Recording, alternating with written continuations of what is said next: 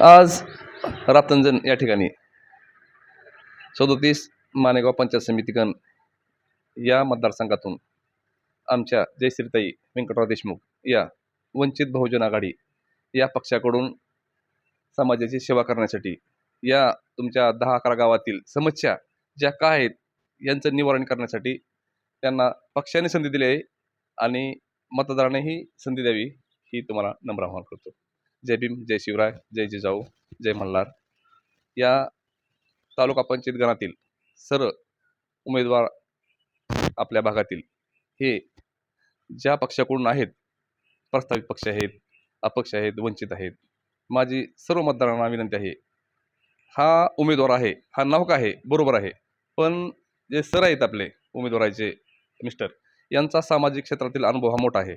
शैक्षणिक क्षेत्रात सर्वांना मदत करणे, सामाजिक क्षेत्रात मदत करणे, चालू वर्षात जो पावसानं कहर केला त्या पावसाच्या टायमात शेतकऱ्यांना मदत करणे, आणि रस्त्यावर मुरुम टाकणे, आर्थिक मदत करणे, हे सरांनी काम केलेलं आहे. आणि या गावातील आणि आसपासच्या गावातील या मतदारसंघातील हे सर्वांना माहीत आहे. त्यामुळे वंचित बहुजन आघाडी पक्षाकडून श्रद्धेय बाळासाहेब आंबेडकर यांच्यापर्यंत यांचं नाव गेलं सरांचं.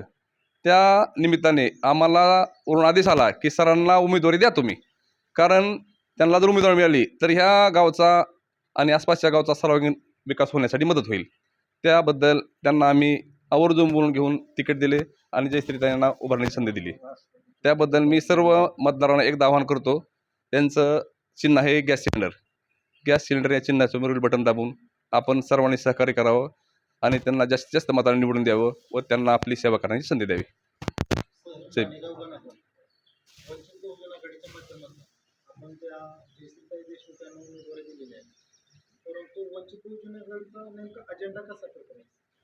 वंचित बहुजन आघाडीचा अजेंडा आहे गोरगरीब शेतकरी, शेतमजूर आणि वारकरी संप्रदाय जे आहेत त्यांना आर्थिक मदत करणे, त्यांना समाजात सामावून घेणे, आपल्याबरोबरीने आणणे, गोरगरीब दीनदलित त्यांना हक्काचं त्यांना घरं देणं, त्यांना रस्ते देणे, वीज पुरवणे, यासाठी संघर्ष करण्याची तयारी त्यांची आहे.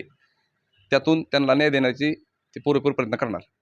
आज आपण रातंजण गावामध्ये जे ऐतिहासिक आहे, ज्या गावाला छत्रपती शिवरायांचे पाय लागलेले आहे, पदस्पर्श झालेला आहे, या ऐतिहासिक गावाला आज खिंडाराचं स्वरूप आलेलं आहे. याला नेमकं जबाबदार कोण आहेत याबद्दल आपण काय सांगाल का? एक तर रातंजण हे गाव हे पूर्वीच्या काळी तालुक्याचं गाव होतं आणि ऐतिहासिक गाव आहे. पण ह्या गावात येताना ज्यावेळेस खरंच एवढी दुरावस्था बघितली, कुठल्याच गावाची बघितली नाही मी. एवढं मोठं गाव असताना ह्या गावात फिरण्यासाठी सगळं रस्ते नाहीत. रस्त्याला जवळजवळ 2-2 फुटाचे खड्डे पडलेले आहेत. त्या रस्त्याने गाडी चालवा येत नाही. चालणारी माणसं कसं चालत असतील त्यांची त्यांना माहीत. आणि यांच्या ज्या समस्या आहेत ह्या समस्या खरं तर जे पहिले जिल्हा परिषद सदस्य आहेत, तालुका पंचायतवाले किंवा जे चालूचे आमदार, माजी आमदार यांनी खरंच लक्ष दिलं नाही यावर. आणि ह्या गावाला आत्तापर्यंत उमेदवार यांनी मागून सुद्धा प्रस्थापित पक्षांनी कोणी उमेदवार दिलेले नाही. त्या निमित्ताने या सर्व गावातील यांनी उमेदवार आहेत, स्थानिक नागरिक आहे, यांनी आमचं स्वागत केलं की आम्हाला उमेदवारी तुम्ही देऊन काय जे सहकार्य केलं त्याबद्दल आम्ही ऋणी आहोत असं यांचं म्हणणं आहे. आणि जे आतापर्यंत जे राजकारण केलं या गावात, ह्या राजकारणात गावाचा विकास सोडून हे बाकीच्यांचे तळी भरण्याचं काम येथील पुढाऱ्यांनी केलेलं आहे.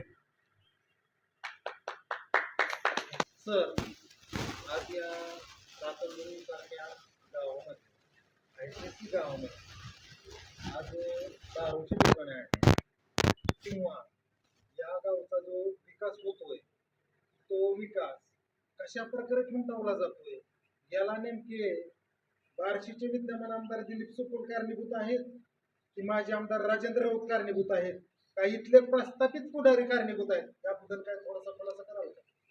या गावाचा विकास खुंटण्याचं कारण स्थानिक नेतृत्व, हे जे ग्रामपंचायत तुमच्या ताब्यात तुम्ही दिली, ह्यांचं कर्तव्य आहे की ह्यांनी निधी खिचून आणणे आणि गावाचा विकास करणे. तुम्हाला किती जरी वर्ण पुरवलं तरी तुम्ही करण्याची तुमची ताकद पाहिजे, तुम्ही धमक पाहिजे. तुम्ही दिलीप सुपोल असू द्या किंवा राजभाऊ राऊत असू द्या, यांनी या गावाकडे संपूर्ण दुर्लक्ष केलेलं आहे, वरून निधी दिला नाही. त्यामुळे ह्या गावाचा विकास खुंटलेला आहे. आणि सगळ्यात महत्त्वाचं जे तुम्हाला ह्या गावातील दारूविषयी तुम्ही विचारलं, प्रत्येक गावात दारू दुकान आहेत. यासाठी तुम्हाला राजकीय विरोध असता त्यांना दारूच्या दुकानदाराला आहे. जोपर्यंत आपण यांना प्रस्थापित तुम्हाला दणका देत नाहो निवडणुकीच्या हिशोबातनं, तोपर्यंत तुम्हाला कुठल्याही प्रकारचं हे सहकार्य करणार नाहीत.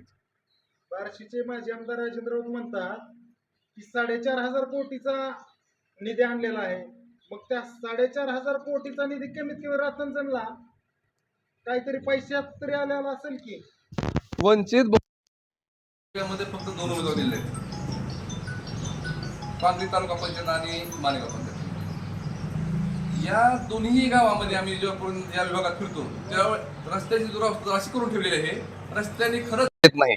काय यांचं गाड्यावर फिरणं, काय गाडीवरून पुढं पडणं, शाळेत जाणं, ह्यांना एवढे ह्यांचं हाल होतंय. हे बघून मला वाटतं हा निधी गेला कुठं नक्की? हा निधी फक्त शहरासाठी वापरलाय का? हा प्रश्न आमच्या सर्वसामान्य शेतकऱ्यांच्या ग्रामीण भागातील मुलांच्या या डोक्यात आहे की नक्की हा निधी गेला कुठे? आम्हाला तर तुम्ही ह्या निधीचा उपयोग करून दिलेला नाही. आम्हाला रस्ते नाही सर, आम्हाला पाण्याची सोय नाही. सगळ्यात महत्त्वाचं तुम्ही प्रत्येक ग्रामपंचायतीला जल जीवन मिशनचे कोटी, 1.5 कोटी, 1.25 कोटी काय तुम्ही फक्त हवेतच बोलताय तुम्ही. या 4,000 कोटी जे पैसे तुम्ही निधी आणलाय ह्यात जल जीवन मिशनचे पण तुम्ही वापर करताय. मग हिथं कुठे गेला तुम्ही? रस्त्याला कुठं मला यांची गटार दिसत नाही, अंडरग्राऊंड गटार दिसत नाही, पाईपलाईन दिसत नाही. रस्त्याचे कॉन्क्रीट प्रत्येक गावाने झालेले आहेत. शहराने तुम्ही पूर्ण शहर तुम्ही कॉन्क्रीट करताय, बोर्ड सुद्धा कॉन्क्रीट करताय. मग तुम्ही ह्या ग्रामीण भागाला का तुम्ही नाही देऊ शकत नाही? तर तुम्हाला हा न्याय मिळण्यासाठी, न्याय देण्यासाठी, तुम्हाला भांडण्यासाठी फक्त वंचित बहुजन आघाडीच तुम्हाला सक्षम आहे. त्याबद्दल तुम्ही फक्त मी शब्द देतो, या 5 वर्षात ग्रामीण भागातील कुठलीही समस्या मी ठेवणार नाही.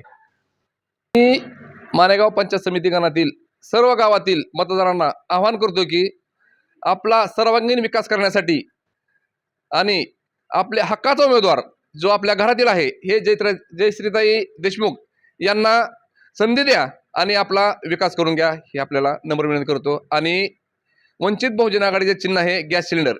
या सिलेंडर समोरची बटन मतांनी आपण निवडून द्यावे ही आपल्या सर्वांना विनंती करत आहे.